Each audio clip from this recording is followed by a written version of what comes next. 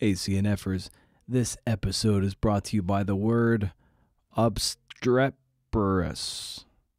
Obstreperous. Noisy, clamorous, or boisterous. When the 3 a.m. voice comes to tell you what a lousy person you are, it sounds obstreperous.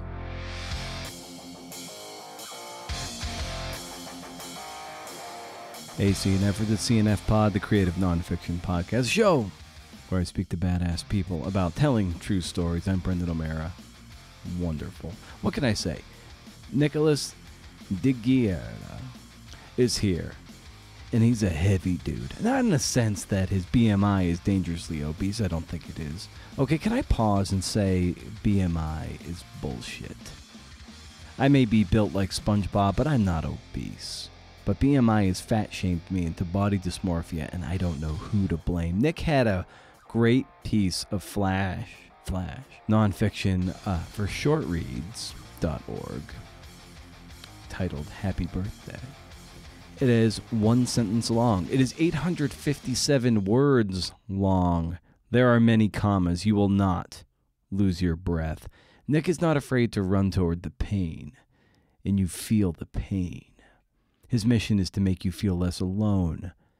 He laughs at the idea of calling whatever it is he does a career, so don't use that word. Great chat about MFA programs, the one-sentence essay, telling the truth, and running towards the hurt.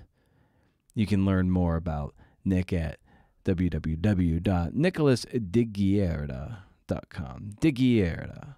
Dighiera. As far as I can tell, he is not on social media. For that, I am jealous. And I am jealous of his beard. He has an epic beard. If you head over to BrendanO'Mara.com, you can read show notes to this episode and many others, and sign up for my Rage Against the Algorithm newsletter, a curated list, so basic, an essay, not so basic, books, stuff to make you happy. It goes up to 11, literally. The list is 11 items long. First of the month, no spam. Can't beat it. Oh, and I started something cool for the Patreon crew. Patreon.com/CNFpod if you want to throw a few bucks into the hat. As you know, the show is free, but it sure as hell ain't cheap. Any tier.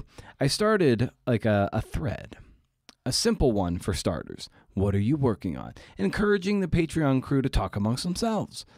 I jump in just to keep the momentum going, but I don't feel like I need to be there. I'm there to acknowledge, but I hope that the Patreon crew will talk amongst themselves.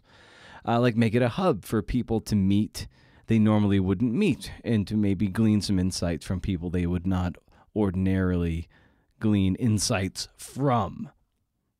There's no way to tag someone, but maybe you can. I think you could just reply right below someone's comment, and you can have a conversation. Just thinking of other means to get your money's worth and feel less alone.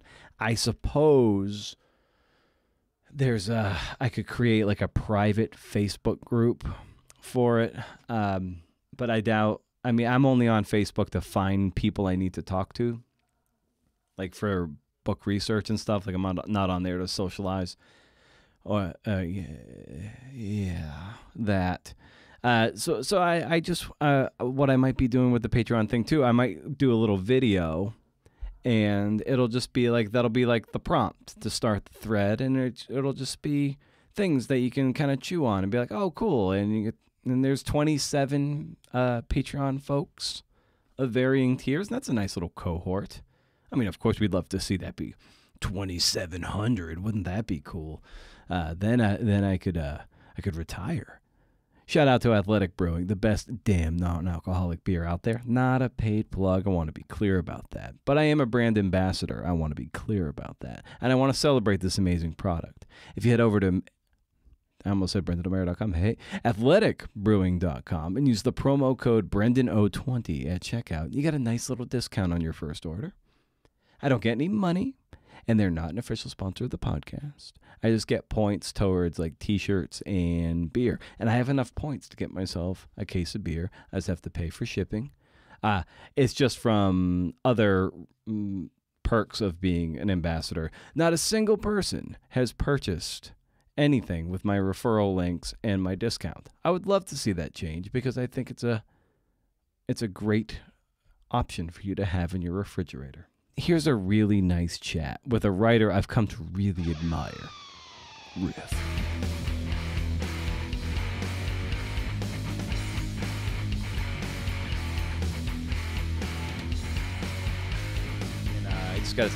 I really enjoyed, getting acquainted with your work. Yeah, that other piece that you read, Captain America, I was supposed to do a reading for AWP in 2019 in Portland, and it had to be a particular size or whatever, and it went really well, and I submitted it to River Teeth after.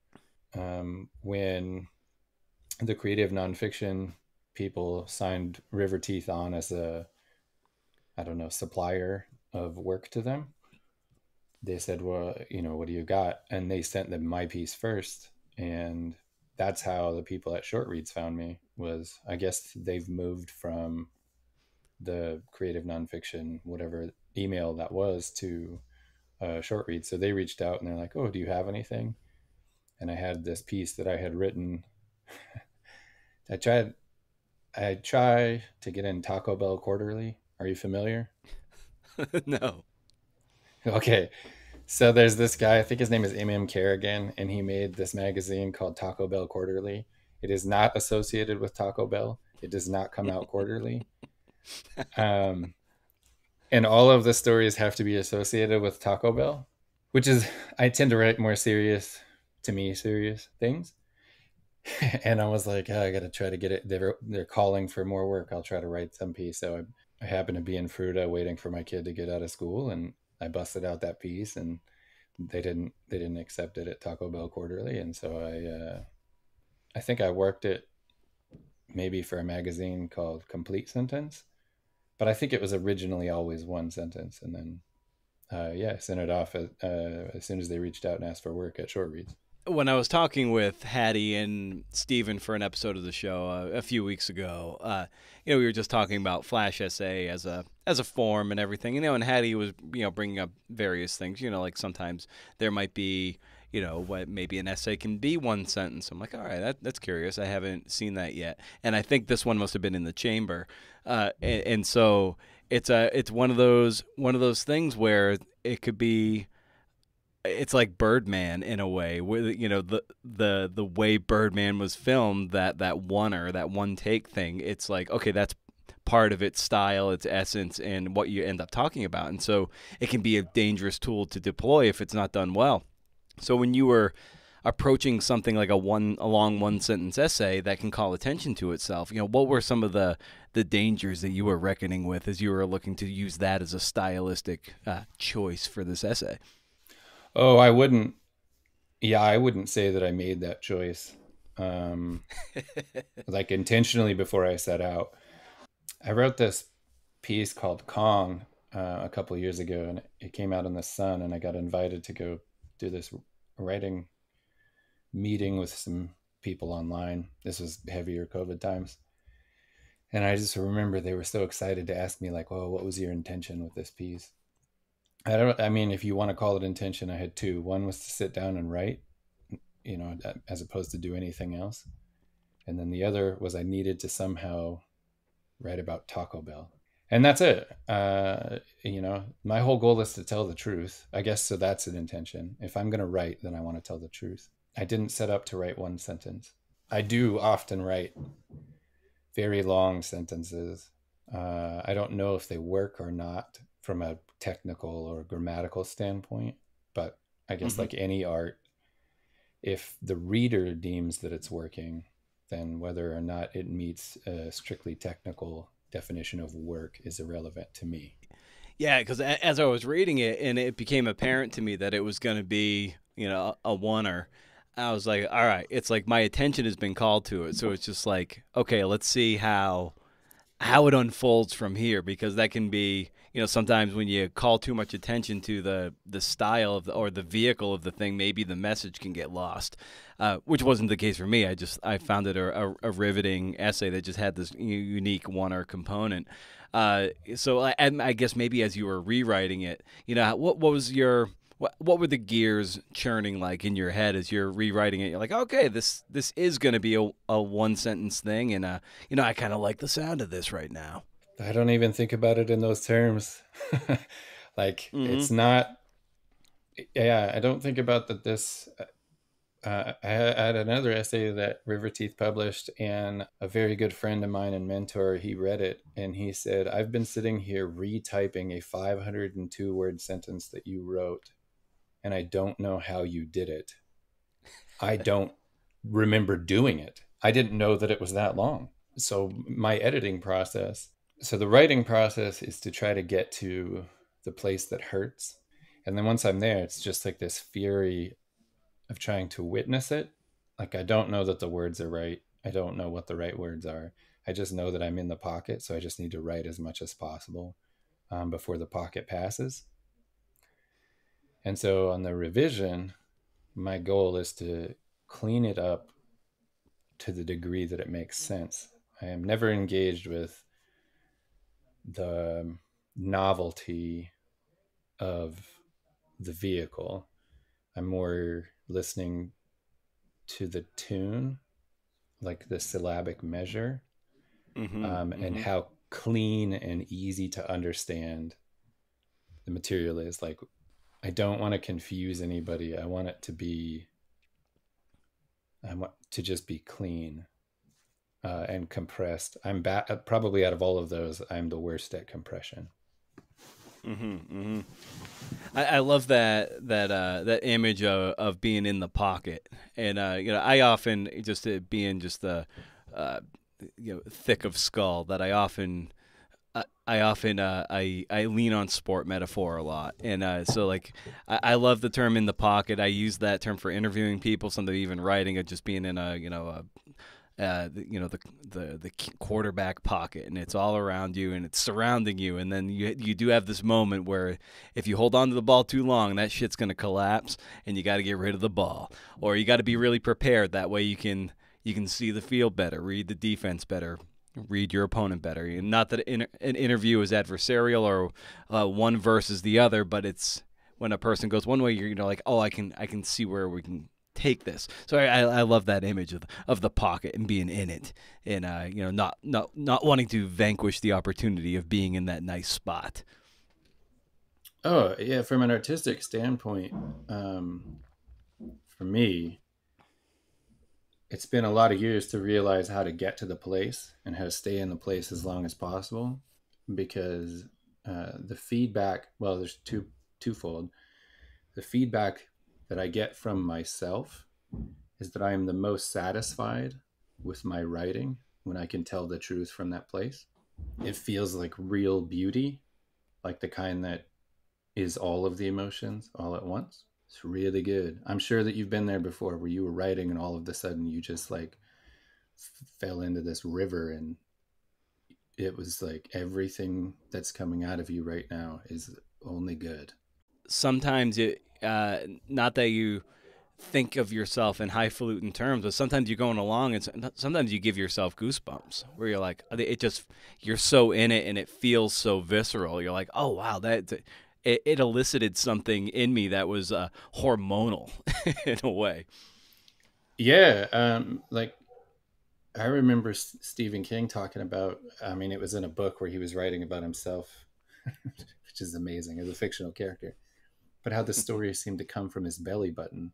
I think as John Gardner writes about it, like this white hot heat.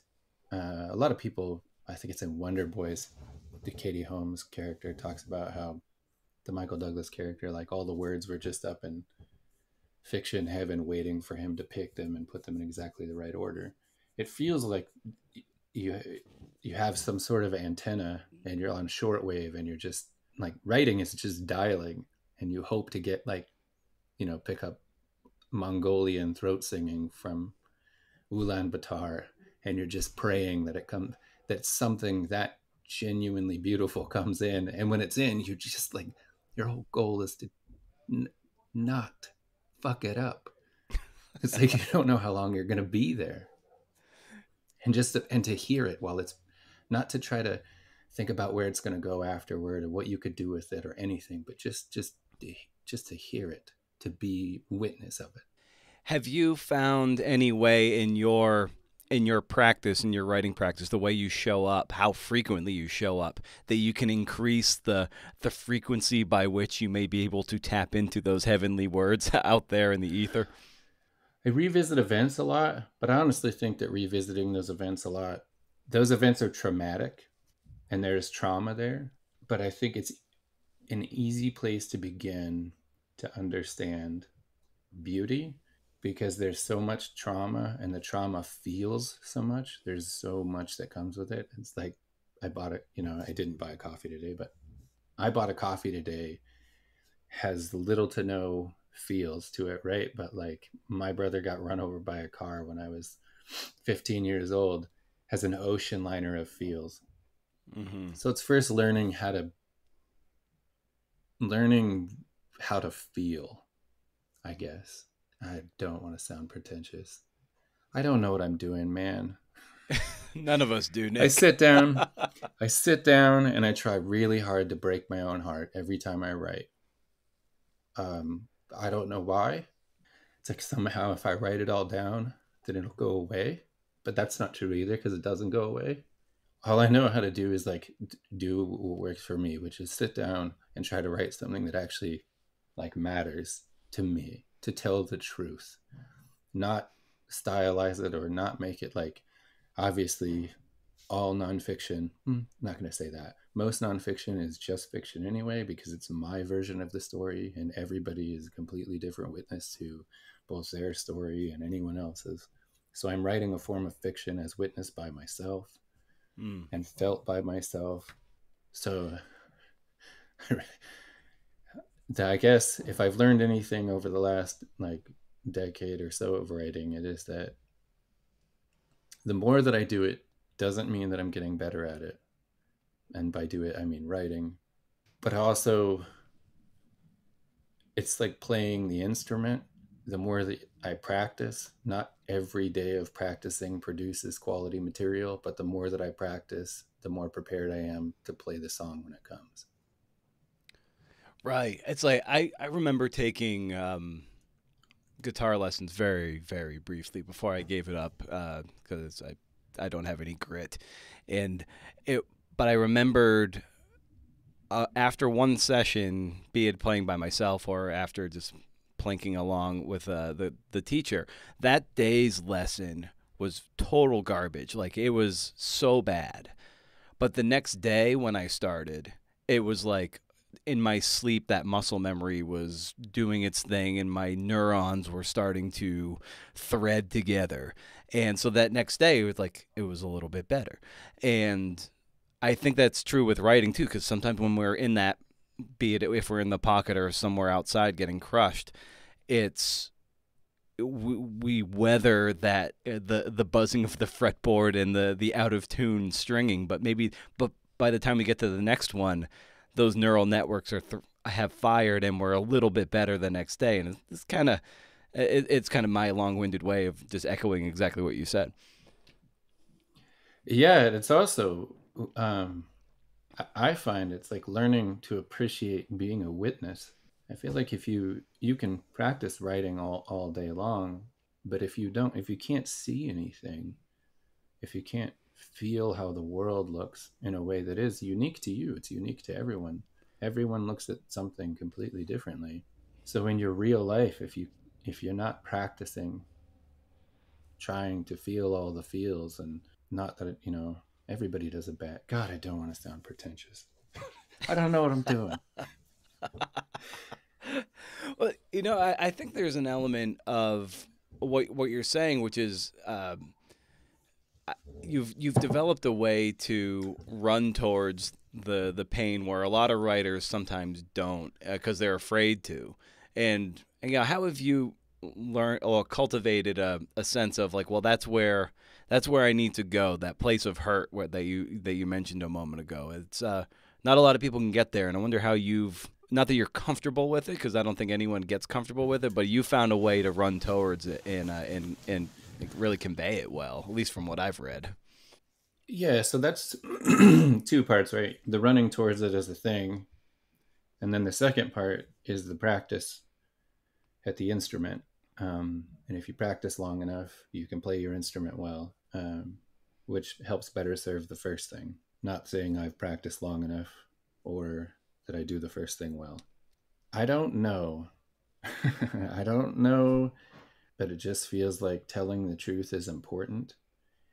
And maybe it's because I think it's so hard to tell the truth in real life, or you don't always know the truth. You don't have time to develop the truth because when you're communicating with someone else, there's like you and the other person, and that's two people. And then there's the third person that you make, which is the person between you. It's like the idea of the conversation or the relationship or the interaction, and it's separate of the both of you. And it doesn't genuinely, most of the time, achieve what either individual wants because it has its own agenda, but the paper has no agenda. The paper is not going to shame you for writing what really happened to you or what you did. The paper will never interrupt you or tell you to stop. The paper will accept every horrible thing that you've ever done, will always be there for you. I used to I used to joke with this friend of mine who I have to go to his funeral this week, which is going to be something. Um, but we had a joke between he and I and another friend about how alcohol never says no. Like it, everybody in your life will tell you no, but alcohol never says no, which is the truth and also extremely terrible. But the paper is like that. If I try to have a conversation about some of the things that I write about in real life, my voice will continue to increase and register until it's so tight in my throat that I can't talk anymore. And I have things that I want to say, but I can't say. And there's usually another person, and then the other person has things they interject with or whatever. And so, but like the paper, I can, my throat can fail to work and I can continue with my fingers and my mind, and I can explore a space that cannot be explored through normal human communication. And so maybe for me, part of what you're talking about and the reason I've gotten good at it is because I have things that I need to say. Not that my things are any more or less important than anyone else's. My experience is, equal as everyone else's. But as I'm trying to say those things, it doesn't really work well in real life. So I found an alternative reality where I can say whatever I feel I need. So, Maybe. how did you develop the let's say the compulsion to want to share it and write it? That's a uniquely different thing for writers, right? It's and you could just tell a therapist or keep it to ourselves. But some of us turn to writing essays to metabolize it. And maybe for you, well, how did you develop, as I said a moment ago, the compulsion to do it? Early on, like just post high school, I kind of fell into like deep reading, kind of going from, I used to read a lot of pulp fiction novels from like the 30s, like Doc Savage and The Shadow and stuff like that. And then I moved into kind of heavier stuff and I realized there was a difference, but I didn't understand the difference. And it took, 10 years or so. And then I of reading off and on, and I started falling into, Pulitzer Prize winning or Pulitzer Prize winning books and Nobel Prize winning authors and short stories. And I think it was really when I got into Raymond Carver, I thought, these stories make me feel less alone in the world. I've always, not always, but as I have grown, I have developed more a sense of aloneness, even amongst others. And particularly really great short stories made me feel less alone. And I think the very beginning attempts to write came from a position of wanting to put that energy back into the well that I was taking out of. Like if I could make one person feel less alone for 5 minutes, then I know what that's like, and it's worth everything. And that mentor I was talking about earlier, he said I have this gift where I will tell the paper absolutely anything, and then I will be able to go back and edit it and not recognize what I told the paper. And then I will go out and submit it to the world and forget what I told the paper. There's a complete disconnect from what I told the paper to when it gets published somewhere.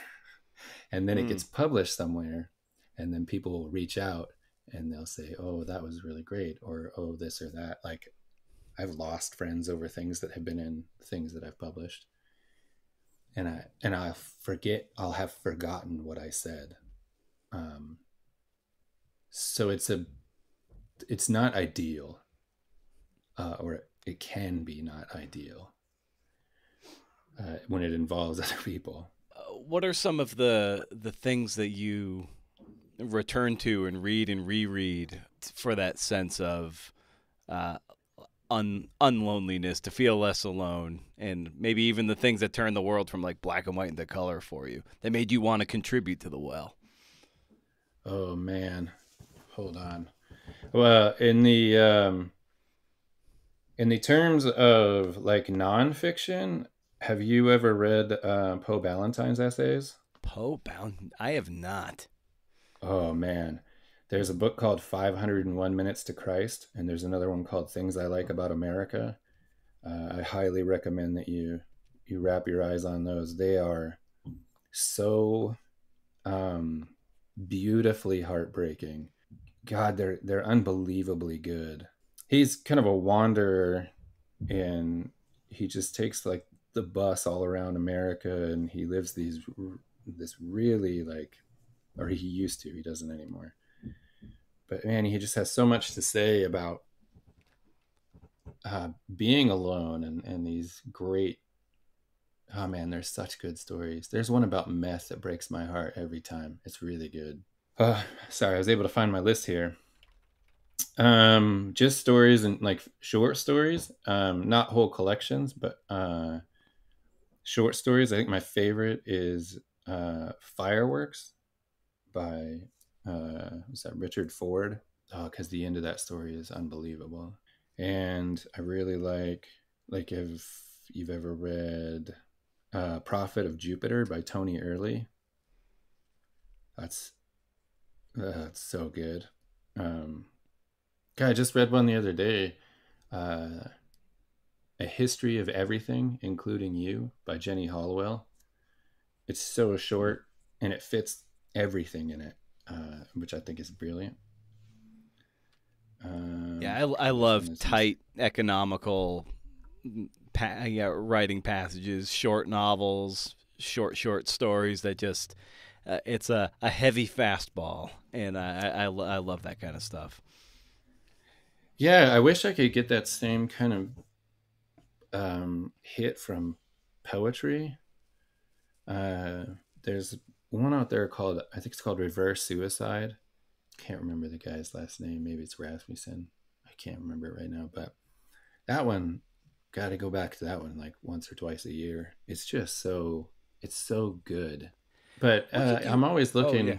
I'm always looking for like I only read probably one or two stories a year that are that good. There's one in the New Yorker by Lauren Groff, I think last year. Can't remember the name of that one. Annunciation. And then Stay Down and Take It by Ben Marcus was in the New Yorker, I think in 2018 or 2019. That story, I am a sucker for a love story, and that one is all the love. What could you point to as as you were getting your writing career kind of going? Yeah, we all need early wins, early victories that put a little fuel in our tank to make us to feed the delusion to keep going. And what could you point to as an early win for you that set you on this course? I don't have a I don't have a writing career. Good. Yeah, I Yeah, I get maybe a few things published. Yep. I wouldn't even say every year. I only write. Some years I get 5 essays out. Some years I get one. Little things like this I can turn out really quickly, but it's whether or not they're good enough to publish. So I wouldn't necessarily say that I have a writing career. Why do I keep trying? Is the Yeah. better Yeah. Why do question. you keep trying? Um, because I believe I can do it. Yep. Yeah. And not every time, and not that everything will be good, but I believe I can do it.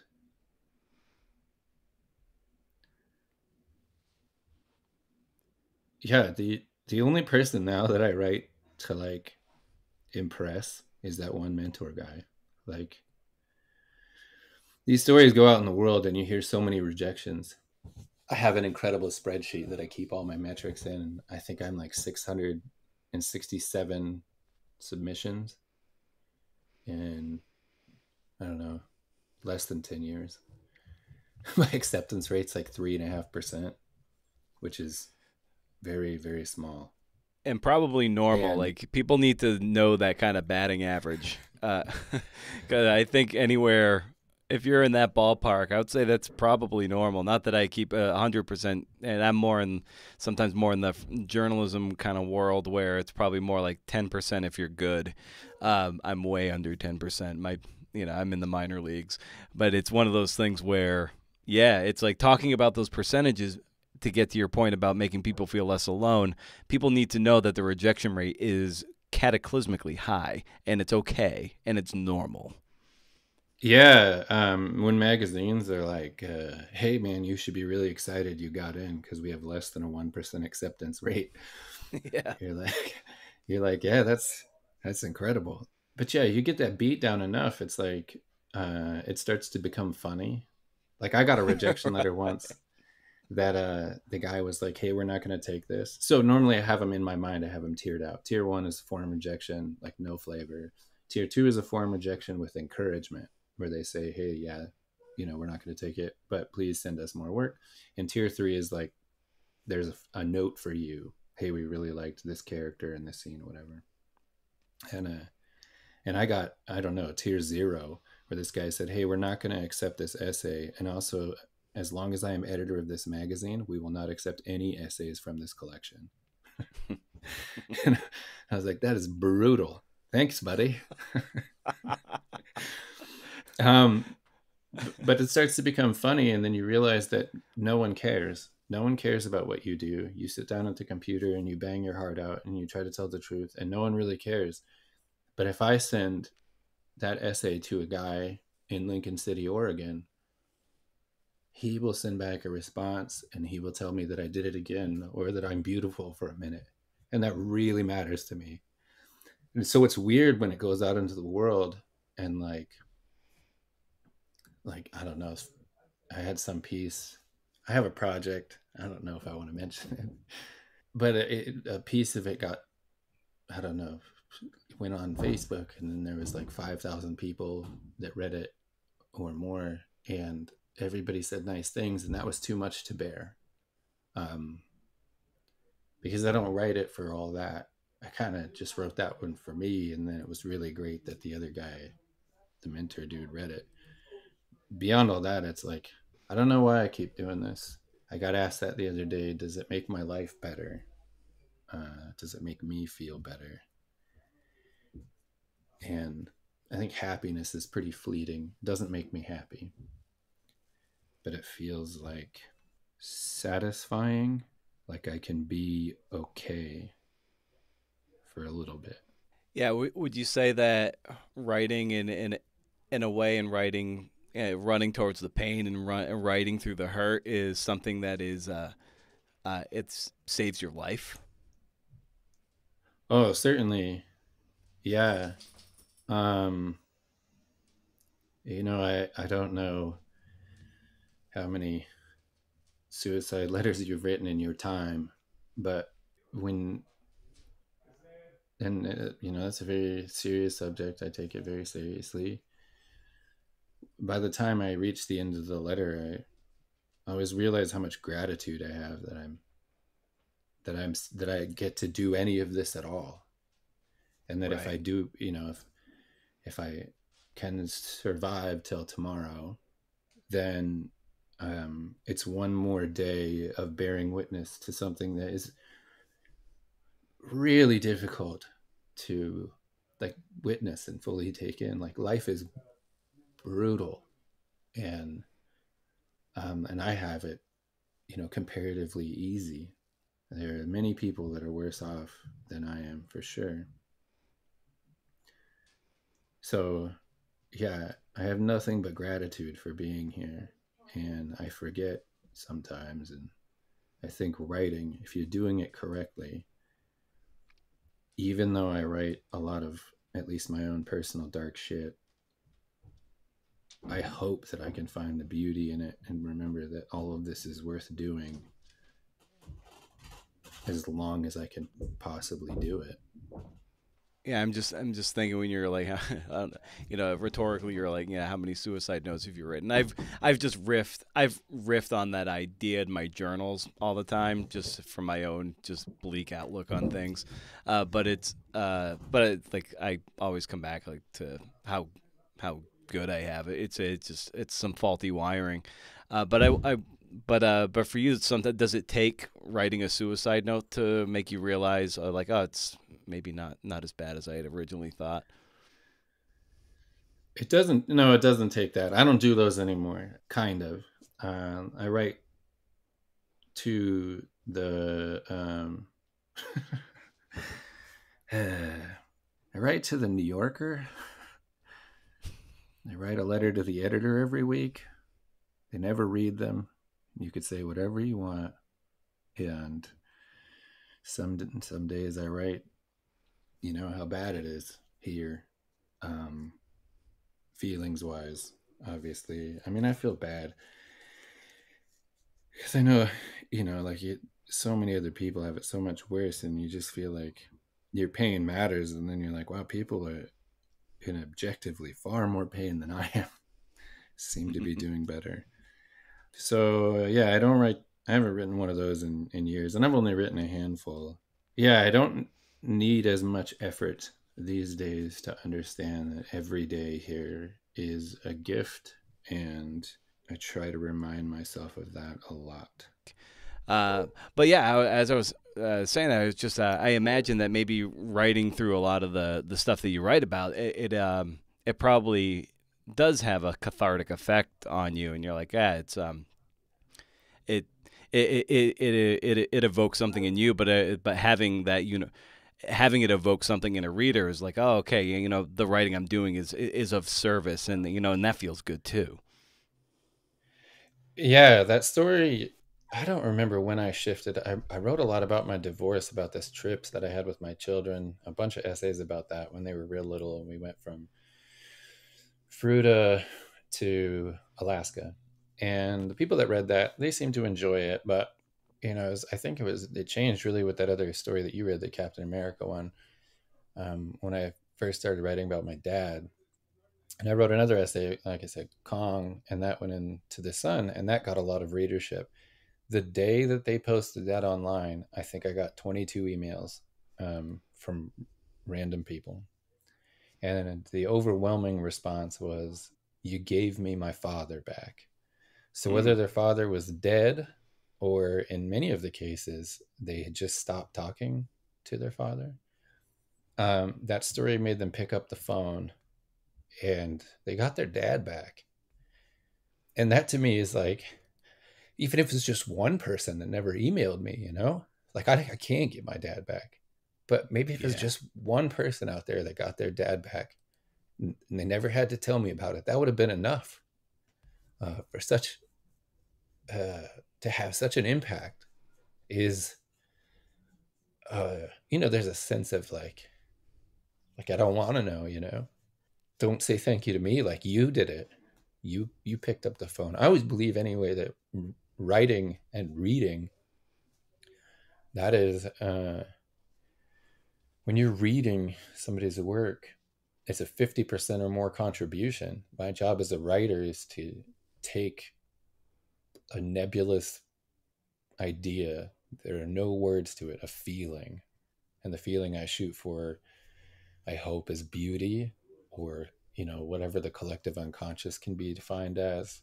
And to package that down into, in the case of what you're talking to me about, a single sentence, and then hope that the person on the other end, using the bare minimum, right? 26 characters, so a handful of punctuation, you know, black on white, if that's what colors you read it in, and that they can unpack a gateway into all of us all at once. So much of it is like on the reader's part. So I'm like, don't thank me, man. You did it on your own. Like, you transcended the plane. It's the most amazing art form to me. And so, yeah, I was really happy when anybody reaches out. Some lady just emailed last week. She read a story about my brother, and yeah, they tell you that it's beautiful, and it's like, I'm sure some part of me wants to be beautiful or see myself as beautiful. I know that I don't most of the time. So it's nice when people think that the things that I do are. Yeah, and to take that pain and that trauma and to make art from it that moves someone to reach out to you, or even better, that they pick up the phone and reach out to someone that you no longer can reach out to. It's got a, I mean, it's kind of bittersweet because you can't pick up that phone in that instance for either your brother or your father, but you've lit that flame for someone else to do something. Maybe they've gone years without talking to someone, that like they realize they can't get that time back, but at least they might have tomorrow. And so you've kind of, I don't know, you kick that door open for them, but they had to walk through. Yeah, but that's awesome, because I think, as far as I know, everyone's going to die unless, Christianity and Elijah. I think he went to heaven on a chariot while he was still alive, but I might be wrong there. But nope. I just read this quote the other day because we've been talking a lot about my friend, all of our friends, something along the lines of, death is often by error, and it is also inevitable. For anybody to reach out to anybody else for any reason and say, hey, I really appreciate that you're here, or whatever, that's far more like, I don't think you get over the death of people that are really close to you, that you love, that are your family or whomever. Maybe that. I always think about this. My aunt, for one reason or another, decided she was going to walk into traffic on the I-5, and somebody hit her, and she didn't die. And I tend to think about that person who was in the car. They were going from A to B, doing something completely different, and they were unwittingly pulled into a different plot line for a minute. And so the interaction can be that quick that, you have this event that you're not going to get over. It's just something that you carry with you, like a scar, or, a tumor or something like that doesn't go away. It's just what you have now. But yeah, being able to affect the shape of someone's scar, someone who, if you can still try to repair that relationship. I had a friend who talked about fiction was all about connection and disconnection. That's it. That is the entirety of all storytelling, is connection and disconnection. And there's probably other things that it's about, but I think so much of real life is about connection and disconnection. And if anything anyone can do to reduce disconnection, seems like, as long as nobody's hurt, it's a good thing.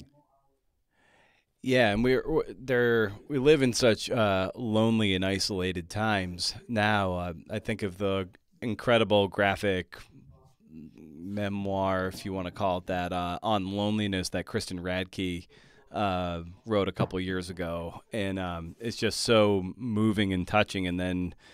But then you like some people, if they seek that connection and like online chat rooms that just devolve into neo-Nazism. It's like, well, that's connection, but that's not good. It's like it's we need connection, but not all connection is created equal. Yeah, and it's funny because you sense such a desperation for connection that Yeah. settling for that is more acceptable because you'll take anything. There's a craving seeming, I don't know, I can't speak for authority on humanity, but it does seem like people are really short of connection, yet we have more ways to connect to each other than we've ever had. I wish people read more. I mean, Yeah, no it shit. feels Yeah. like it feels like I'm participating in an art form that's dying, and I can't speak for my work, but I can look to other work that I've read in my art form and say, like, here are the fucking answers. Like, it's all here. You don't need to go look somewhere else. Like, it's here. And it just seems like people don't have the time, or want to make the time, or want to have feelings that are not like the feelings they already had. Like they're looking for validation, not for more complexity. At least in the limited sample size of what I read from you, it's I think there's a great emotional reflection going on, like in reading it. Like I could feel a certain energy, a certain pulse that resonate with me as a reader. And the more you put that kind of work out there, the more opportunity it has to hit someone who might share it with someone, or just randomly hit someone who needs to see it. And it might turn a switch on. It might get them engaged in a different way. They might find connection in a different way. And it's you can't control that once it's out of your hands. But I in reading your work, it's like, I think your gift and your talent and what you've been able to put out is they are they're bridges for the taking, if I can go so far as to say that. I mean, one can hope. It's really messy on this end, and I try to Yeah. clean it up. But then when I send it out into the world, uh, it can become far more messy, because people bring their own mess. Oh The yeah. hope is that the overwhelming response is positivity. There's always going to be somebody that's upset, and that's got to be okay. I'm sensitive to that, but like, also you can't think about that when you're writing anything, because you wouldn't write anything. My hope is that there are more people than 22 that got their dad again, or Oh yeah. No, I just would certainly say that. anything. Yeah. Oh yeah, and it's and just in terms of and reading what I've read, and it's got such a strong voice component to it, and I almost was like, it sounds like you avoided the MFA trap, and then I noticed that you did earn an MFA uh, from Anchorage, Alaska, and and I say MFA trap, I earned one myself. I think I met great people. But I think it did something to my written voice that it took me several years to break. And I wonder for you, it looks like you managed your voice seems to have come out of it strong. Did you wrestle with a certain MFA uniformity that you were able to break through? I think realizing why you're there, I got really lucky. One, the program that I got into was magical. They weren't trying to produce uniformity. I don't think any of them are, but this one really, it made a space for me in my existing voice, which was less refined, but I think it was still there. But the other thing was, before I attended the program, I just completed my bachelor's in, weirdly, business. And there was a woman there, shout out Carol Lund. She's amazing. And she said, you need to not write about business anymore. You cannot anthropomorphize stocks. You can't make narratives up for quantitative research. Like this, you're doing something that is great. It's just not here where it belongs. She's recommended that I go to the MFA program, and I said, I don't want them to tell me how to write. And she told me about her brother, who was a painter, and he was a gifted painter. He painted his whole life. And she kept trying to get him to go get educated in painting, and he kept refusing because he didn't want them to change. And he had this revelation when he got there that your goal when you do that isn't to learn how to write. It's to learn how writing works and then pick the tools that help you get your vision where you want it to go. It's not there to teach you how to write like everyone else. You can hear everything they have to say. Your job is to pick your instructors and pick the tools and pick the things that you can learn from there that help your vision get closer to where you think it needs to go, or where it wants to go as its own thing, which I think listening to the story is the most valuable thing you can do. Get you out of it and just start listening to the story.